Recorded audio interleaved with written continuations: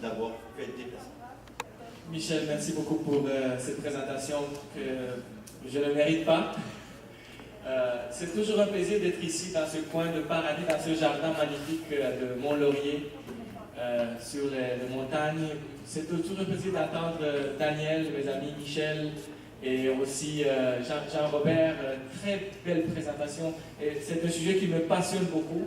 Et moi, je résumerai, c'est un plaisir toujours d'entendre Shirley chanter. C'est un privilège. Et de vous voir aussi, tous des gens de Mont-Laurier, des Gatineaux, de Saint-Jérôme et de partout de vous êtes venus. J'aimerais dire, pour moi, résumer ce message, et je pense que c'est tellement important, tout ce qu'on entend aujourd'hui, parce que c'est le message qui manque. Et moi, je résumerai avec ces mots. Il fut un temps quand on n'avait pas assez d'informations pour recevoir une théorie comme la théorie de l'évolution. Mais aujourd'hui, je pense qu'on a trop d'informations pour dire que ça peut être toujours vrai. Parce que je pense que c'est ça. Et moi, je suis très passionné. J'ai des enfants. J'ai ma fille qui a 14 ans presque, qui va à l'école. Et c'est ça qu'elle apprend à l'école. Mais heureusement, je suis content que nous avons la parole de Dieu. Comme je suis pasteur, je vais ouvrir, juste pour vous, la parole de Dieu. Et je vais lire un texte aujourd'hui qui vient d'un prophète, le prophète Amos, qui dit « Voici, les jours viennent, dit le Seigneur l'Éternel, où j'enverrai la famine dans le pays. J'enverrai la famine dans le pays, non pas la disette du pain et la soif de l'eau, mais la faim et la soif d'entendre les paroles de l'Éternel. » Chers amis, chers frères et sœurs, chrétiens, je pense qu'aujourd'hui, nous vivons ces moments. Il y a un fin pour la parole de Dieu. Et nous vivons ces moments aujourd'hui. Et je suis content de voir avec nous les Gédéons. Je sais qu'ils ont leur passion pour partager la Bible, la parole de Dieu. Je vois la société biblique qui est avec nous. Je vois que nous avons besoin de partager la parole de Dieu. Et pourquoi? Et je vous dis pourquoi. Je vous dis pourquoi ça. Qu'est-ce que ça fait dans ma vie personnellement?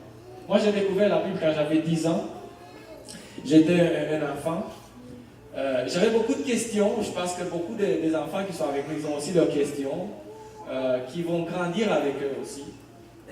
Et ce que la Bible m'a apporté, c'était d'abord l'appartenance et le sens de la vie. Parce qu'il y a des questions fondamentales qu'on ne répond pas tous les jours. En fait, que la société d'aujourd'hui, avec toutes ces théories-là, n'arrive pas à répondre. Et la question fondamentale, la question de l'origine. D'où venons-nous? Qui sommes-nous? Et puis, lié à l'origine, c'est la question du sens. Quel est le sens de la vie? Pourquoi est-ce qu'on est là? Est-ce que la vie, c'est juste une période de 80 ou 90, ou peut-être 100 ans, où on doit naître, aller à l'école, apprendre un métier, avoir notre job, prendre notre retraite, et après attendre, vivre notre retraite, profiter le plus possible pour arriver un jour où on n'est plus? Est-ce que c'est ça la vie? Et quel est le sens de la vie? C'est ça la question à laquelle même ce système évolutionniste, même si c'était vrai, je trouverais que c'est tellement, ça manque tellement de sens. Il n'y a pas d'objectif, il n'y a pas de but. Et pour moi, ça c'est un des plus grands défis par rapport à cette théorie-là. Il n'y a pas de sens. Il n'y a pas d'espoir. Et je sais qu'il y a des gens aujourd'hui qui disent, nous on va se geler parce que peut-être par l'évolution de la science, les générations futures vont trouver le secret de la vie éternelle et peut-être là où ils vont nous dégeler pour avoir une vie meilleure, ou peut-être on a des maladies maintenant qu'on ne peut pas guérir. Et je dis, on est un peu, est-ce que vous permettez de dire, on est un peu fou comme société humaine. Parce qu'on a la réponse devant nos yeux. C'est juste là devant nos yeux. Toutes les réponses sont là dans la parole de Dieu. Et on les ignore. C'est une famille des enfants qui sont fâchés contre leur père, qui veulent l'oublier. Mais j'aimerais vous demander, si un enfant ici, si quelqu'un adulte ou jeune, il va être fâché contre son père, et il va dire, je ne reconnais plus mon père. Est-ce que ça change le fait que son père est son père? Est-ce que ça change? Ça ne change jamais. On peut le nier, on peut l'oublier, on peut le cacher, on peut faire tout ce qu'on veut. Ça ne change pas que notre Père est notre Père. Et c'est là que notre société d'aujourd'hui a besoin de redécouvrir le Père oublié de la race humaine. Le Père qui nous a donné une vie, pas juste pour vivre, parce que dans la Bible, si on lit la Bible, on va découvrir qu'il y a 2 mots pour la vie. Moi, j'aurais beaucoup à vous dire. Michel m'a donné 15 minutes, je vais peut-être utiliser 14 et demi. Le Père, il y a 2 mots pour la vie dans la Bible. Il y a 3 mots. Il y a bios, de la biologie. Il y a psyché, il y a la psychologie. Et il y a zoé, d'où nous avons aussi la zoologie. Mais dans le bio, c'est-à-dire la vie biologique, c'est-à-dire tous les processus, le sang qui coule, les organes qui fonctionnent, ça c'est le bios. Okay? La vie biologique. Et on a tous la vie biologique. Okay? La psyché, on a la psychologie, c'est-à-dire des processus qui ne sont pas physiques, mais qui sont des choses qui se passent dans notre cerveau, les sentiments, les émotions, les réactions, les attitudes, tout ce qui est ici. Mais il y a aussi le zoé. Et zoé, c'est-à-dire, c'est la vie manquante, je dirais. Parce que le zoé,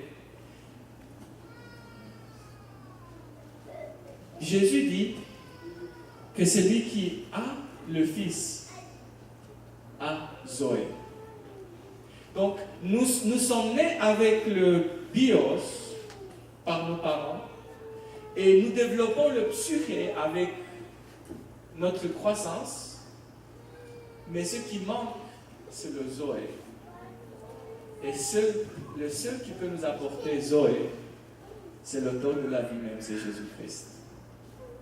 Aujourd'hui, j'aimerais vous provoquer, vous avez participé à ces conférences qui parlent de sujets tellement importants. Et je vous provoque de vous dire, Dieu aimerait que ce message soit partagé avec les gens, les enfants, les jeunes d'aujourd'hui. Parce qu'on a oublié qui nous sommes, on a oublié quel est le but de la vie.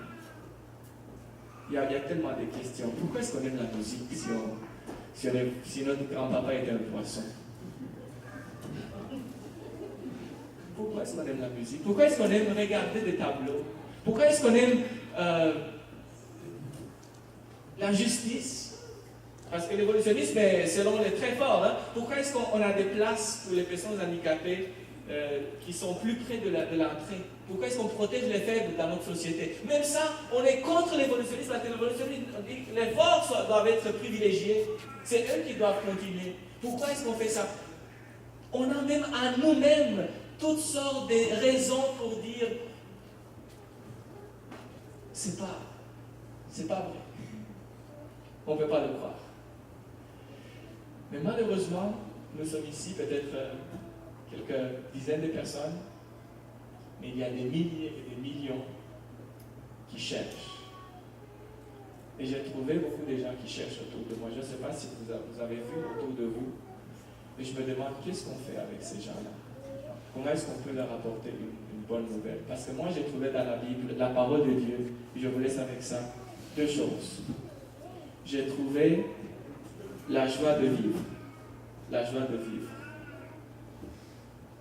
Ma vie est belle parce que Jésus est mon Dieu, il est mon Créateur, il est celui qui marche avec moi. Et j'ai trouvé aussi dans la Bible un espoir. Parce que c'est lui qui nous a créés, qui est tout puissant, il a le pouvoir de ressusciter ceux qui se sont endormis en vie. Il a le pouvoir de transformer ce corps comme il l'a promis à son retour dans un corps immortel. Et c'est ça l'espoir de l'humanité, c'est Jésus-Christ. Ce n'est pas changement de régime, de gouvernement. Je parlais tout à l'heure avec un retraité qui me conduisait avec la navette après laisser ma voiture au service, au garage, et il me disait, il va falloir voter ceux qui nous mentent le moins. C'est ça l'attitude de beaucoup de gens. Et j'ai dit, les gens ont besoin, ils ont faim de quelque chose de solide, de quelque chose de fiable. Et je ne reconnais rien plus fiable et plus solide aujourd'hui que la parole de Dieu, qui est, by the way, à propos, c'est un peu plus ancien que la théorie de l'évolution. Les paroles que je viens de lire là sont plus anciennes et plus fiables que ce que vous avez entendu. Chers amis, on a quelque chose d'extraordinaire. On a un papa, un père qui nous aime, et pas seulement qui nous aime, mais qui nous attend à vivre avec lui une expérience de joie dans notre vie, que ce soit des moments plus difficiles ou plus faciles, on peut toujours les traverser avec lui. Et on peut partager cet espoir et ce message de joie avec ceux qui sont autour de nous. Que Dieu vous bénisse et qu'il nous aide à partager cette femme pour la parole de Dieu et à partager l'espoir de l'humanité. Merci beaucoup, Michel. C'était un plaisir vraiment d'être avec vous. Merci, Michel. J'ai l'impression de tous vous bousculer de manière à vous enlever les mots de la bouche, mais sachez qu'on s'est donné un horaire et puis qu'on est dans les temps. Alors je ne veux pas être le méchant policier, mais regardez-moi comme ça, comme le méchant policier.